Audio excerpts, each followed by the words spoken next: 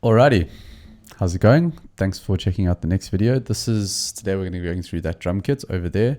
I'm going to be chatting to you guys about how that drum kit's constructed, as in what the different components are that are being used in it, what my philosophy behind sizing it and laying it out that way is, and we're obviously going to check out how it sounds, and we're going to have a look at what sort of adaptability it has. So must it just be used in its existing format? Can it be altered? Can it be used in different formats? And what purposes does it serve?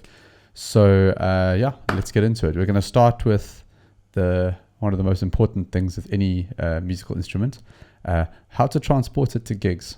Let's check that out. Okay, so one of the other important things to consider with a drum kit, and in my case, I think this is very important because, like I say, I play 2 to 3 gigs a week. I don't have the luxury of someone carrying my equipment for me, and playing gigs isn't my sole income. It's really what I do for some pocket money on the side. So being able to get a kit set up and packed down quickly and be able to transport it easily is super important to me. I don't know, if you're in a position where you're playing loads of gigs, carrying stuff's probably the least favorite part of that. So yeah. Okay, so this is my car. It's a Suzuki Jimny, one of the world's smallest little 4x4s. And this here is the amount of boot space that I get.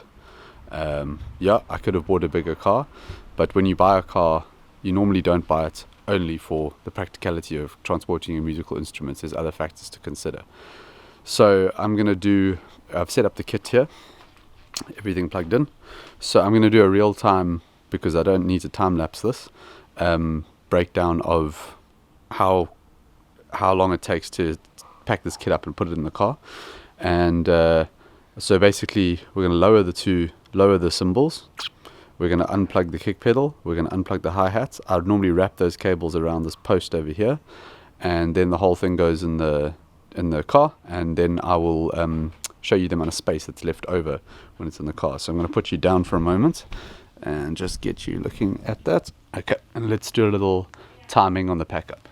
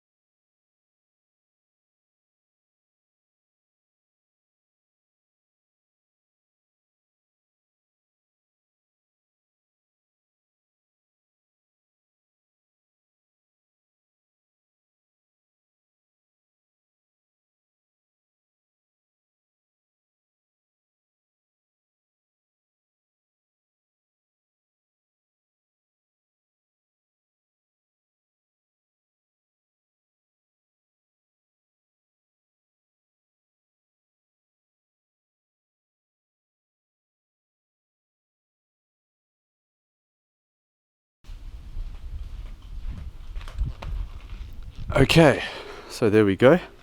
That was the pack up. The setup's obviously the same in reverse. And looking at the car, there's still quite a lot of space. I actually end up putting my console with my headphone amp and my digital desk on top of this.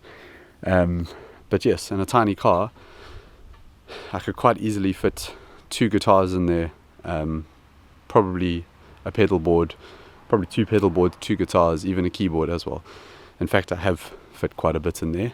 And if those are acoustic drums, this would not be the case, both the speed and the amount of space it takes up in the boot.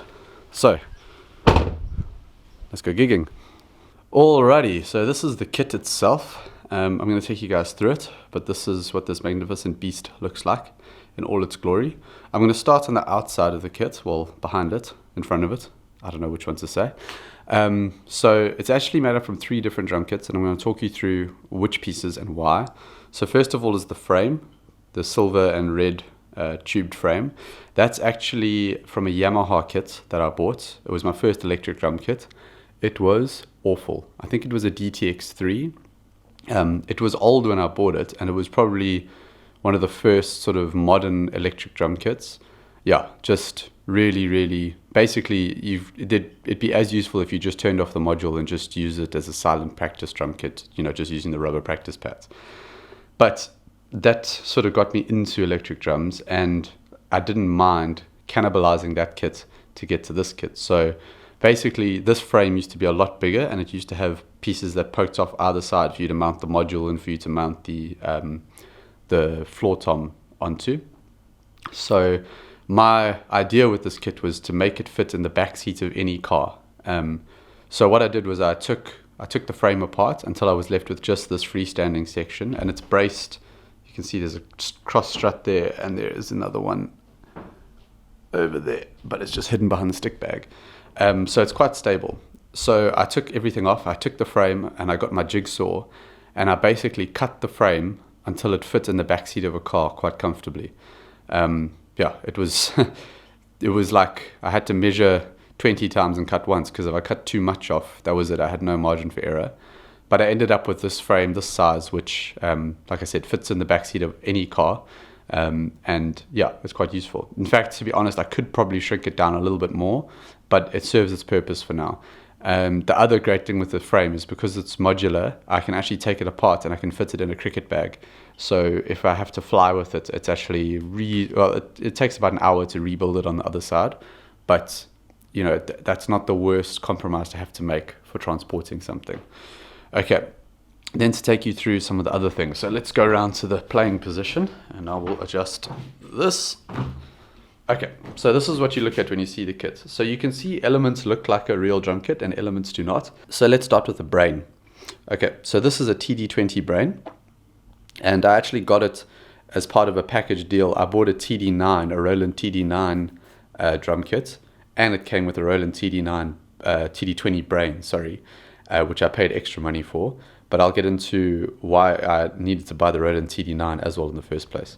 Over there, we've got a Roland SPD-X. That's a sample pad, but I'm not using it as a sample pad, and I'll explain why in a minute. And then looking around the kit, I've got a Roland, I think it's a VH11 hi-hat.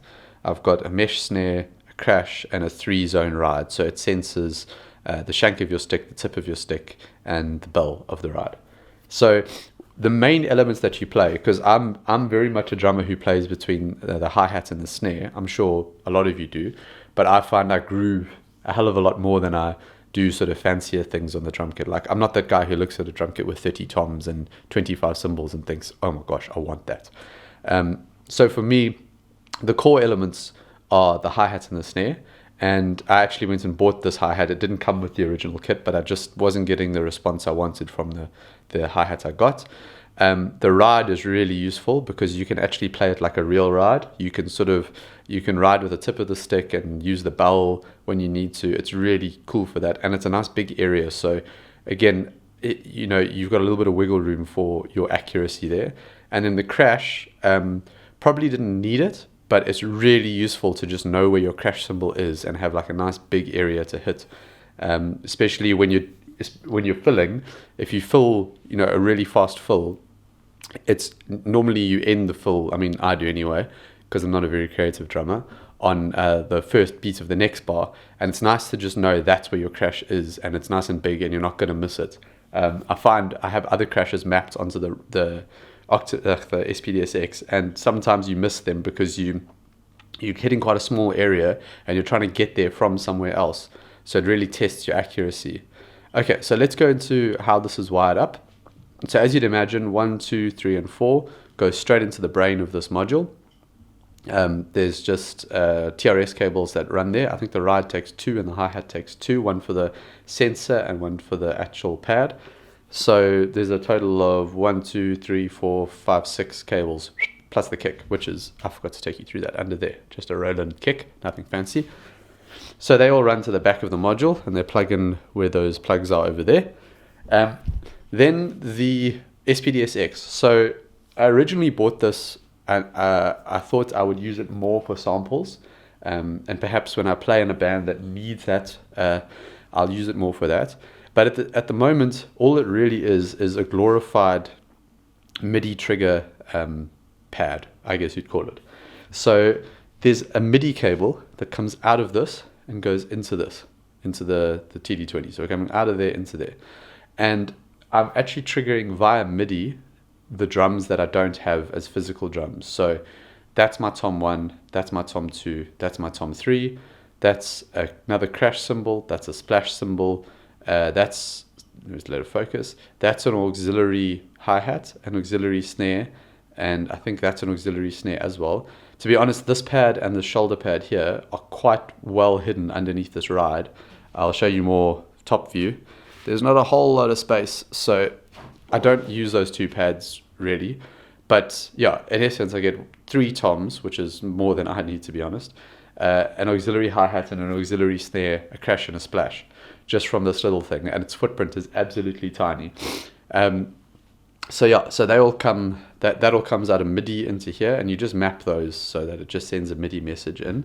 And then I'm just going to take you through the back of this module and explain why I went with this module, which is perhaps a more expensive module than most of you will want or be able to get initially. But this kit was, I built this up over time. And in fact, I actually managed to sell the rest of the kit that I didn't use. So all the rubber pads from the Yamaha, the Roland frame, the Roland TD-9 module, I actually made a whole second kit and managed to sell that. So actually, I did quite well to do that, and I bought intentionally to do that so that I could at least get rid of the components I wasn't using and make some money. Okay, back to the module. So this row here is all the triggers in from the various pads. That's the MIDI in from the SPD-SX. Then this is where it gets interesting. So these are the left and right outs of the module, and on the module you'll see there's a little mixer over here, so you can actually mix. It's like a hardware mixer. You've got real time, you can see your levels of your individual kit components.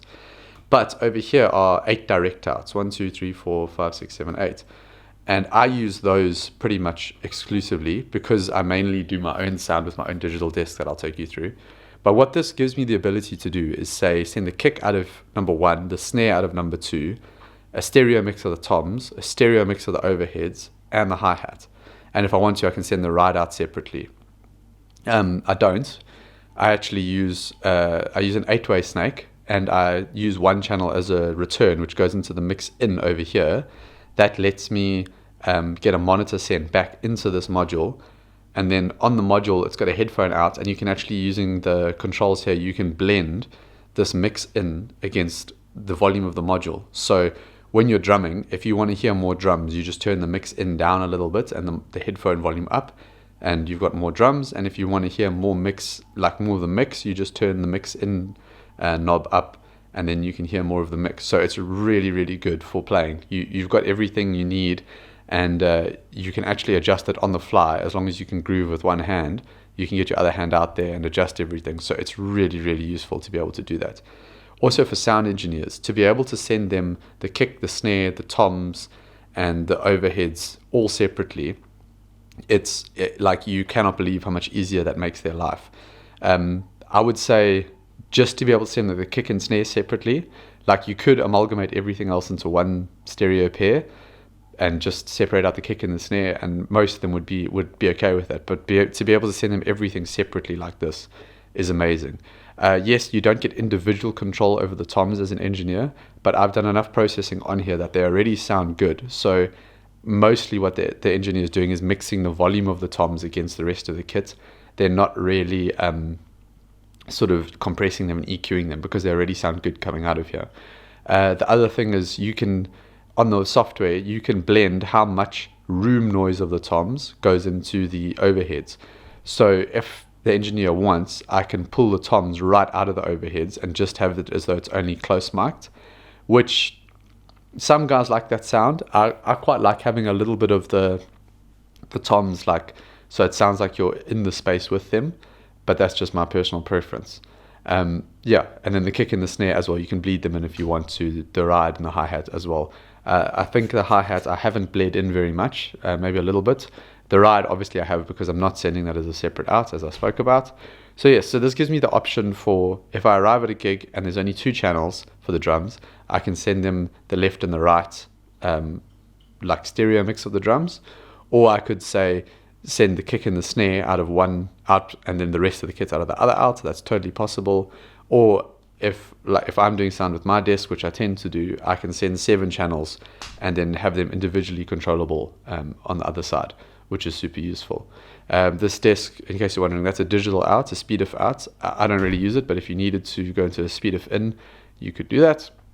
And then I'm just going to take you around to the back of the SPD-SX, in case you're not familiar with it, and the options that I have with it that I'm not using that I plan to use in the future. Okay, so first of all, this has got a bunch of trigger ins. So if you wanted to, you could plug triggers directly into here and trigger samples on here via pads, which is cool. I don't see myself needing to do that, and I'll explain why later, because it's something to do with velocity sampling. Yeah, anyway, we'll get into that later.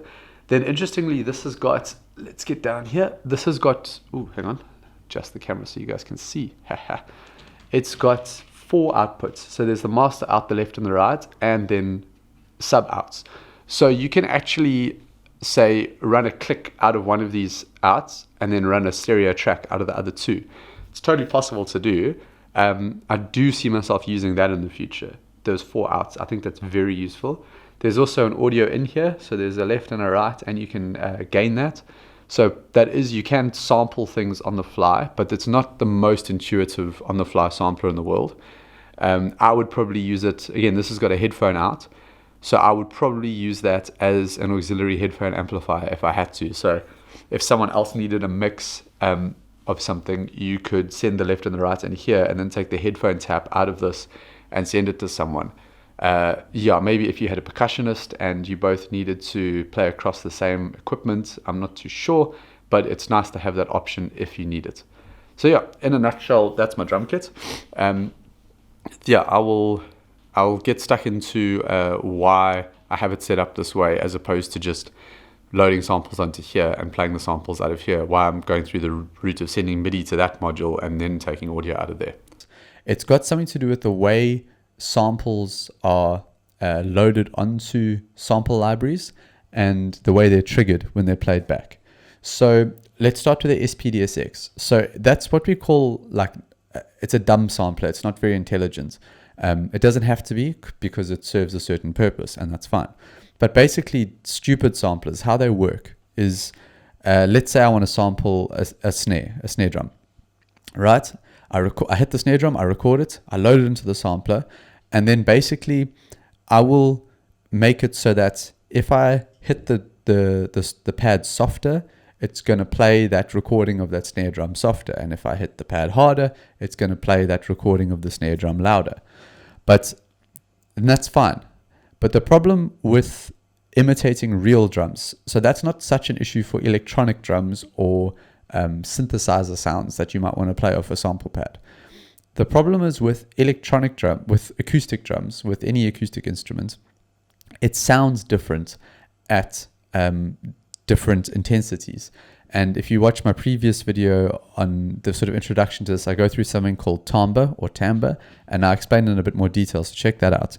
But in a nutshell, what an intelligent sampler like the Roland TD-20 Brain, it's not a sampler, it's just playing a library, but anyway, what it does is basically, it's actually got, in essence, recordings of the same drum being hit at different intensities. So if you hit it softly, it actually plays a recording of that drum being hit softly. And if you hit it hard, it plays a recording of that drum being hit hard. Now, that is actually what makes a drum kit sound more realistic, and an electric drum kit trying to imitate an acoustic drum kit. That's what gives it that sense of realism. And the same with other with instruments. You guys have probably experienced it if you pick up like a keyboard, a really crap keyboard, and you go to a violin and you press it and you play a little riff, it sounds atrocious. That's because it's probably only got one sound for that violin, and it's just playing that same sound at different volumes. Really good samplers, what they do also is they have something called a round robin. So let's say you've got your velocity layers and they have however many they want.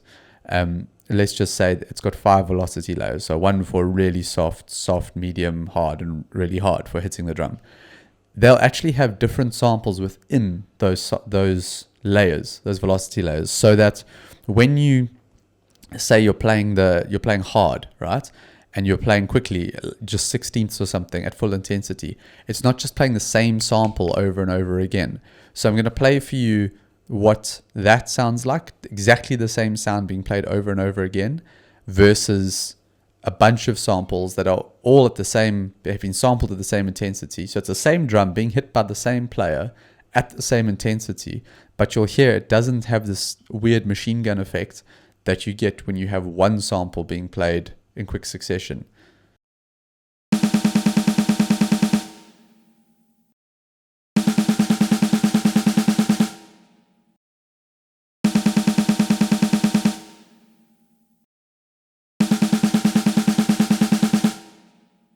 Okay, so as you can hear, there's quite a difference between the two. Where are triggering samples of the SPDSX, I wouldn't get that velocity sensitivity, and I wouldn't get that round robin functionality.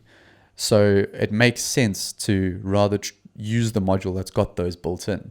The downside of the TD-20 is that you can't upload your own samples, which is life. But if you really want to trigger your own samples, like I can load them on the SPDSX and just run them out of there. It's important to note, though, that good drum modules, if you're going to buy electric drums and you want to buy electric drums to replace your acoustic drums, it's important that you get a module that has this velocity sampling. So I mentioned the first drum kit I bought was a Yamaha DTX3 or something. It did not sound to me like that thing had velocity sampling, which is understandable. It had a limited memory size. To be honest with you, the Rolands tend to have really good velocity sampling. I've played with the TD-9, I've played the TD-12, and I obviously own the TD-20, and I think I've played a TD-4 as well. And all of them have got decent velocity sampling. Yes, the samples in some of them don't sound incredible, but at least they're responding somewhat to the way that you're playing. It's impossible to try and play a drum kit, an acoustic drum kit, when it's not responding and you're not feeling like the drums are being hit softer when you play them softer. Cheaper things will obviously not cut it. And it's just something to look out for. And it's the reason why I've set it up this way. So just a bit of knowledge for you if you need it. If you don't need it, that's also cool. Now you've learned something new.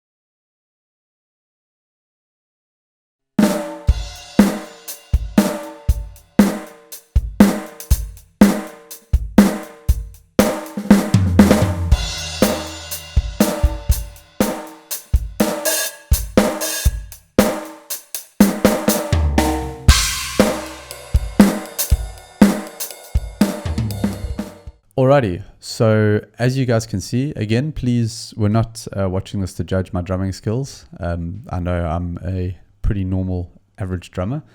As you can see, the kit is practical. It sounds good.